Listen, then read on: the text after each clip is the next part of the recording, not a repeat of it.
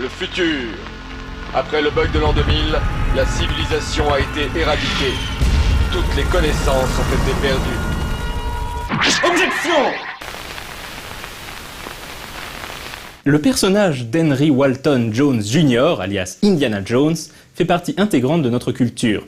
Apparu pour la première fois en 1981 dans Les Aventuriers de l'Arche perdue, Indy a su enflammer l'imagination des petits et des grands, tout en ravivant la flamme d'un genre qui à l'époque s'était fait trop discret, le pulp. Le projet Indiana Jones est né à la fin des années 70. Peu après la sortie de La Guerre des Étoiles, Steven Spielberg et George Lucas se trouvent à Hawaï où ils parlent de leur nouveau projet. Spielberg explique à Lucas qu'il a envie de faire un film d'action, quelque chose de fun dans la veine de James Bond.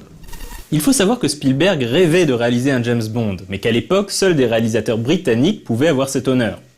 George Lucas y réfléchit et propose à Spielberg quelque chose dans la veine des serials de leur enfance. Mais il faut un nom qui claque pour le héros que Lucas a en tête. Il se trouve qu'à l'époque, Lucas possède un chien husky nommé Indiana. Cela lui fait penser au film Nevada Smith avec Steve McQueen. Il propose donc Indiana Smith. Spielberg aime bien Indiana, mais moins Smith. Il est possible que le patronyme Jones ait été un clin d'œil à l'archéologue Wendell Jones, qui a vraiment passé sa vie à chercher l'Arche d'Alliance. Au fur et à mesure des films, le passé d'Indiana Jones est développé, avec notamment l'apparition de son père, Henry Jones Sr., joué par Sean Connery. Ce qui n'est pas un hasard, rappelez-vous que Spielberg voulait vraiment faire un James Bond.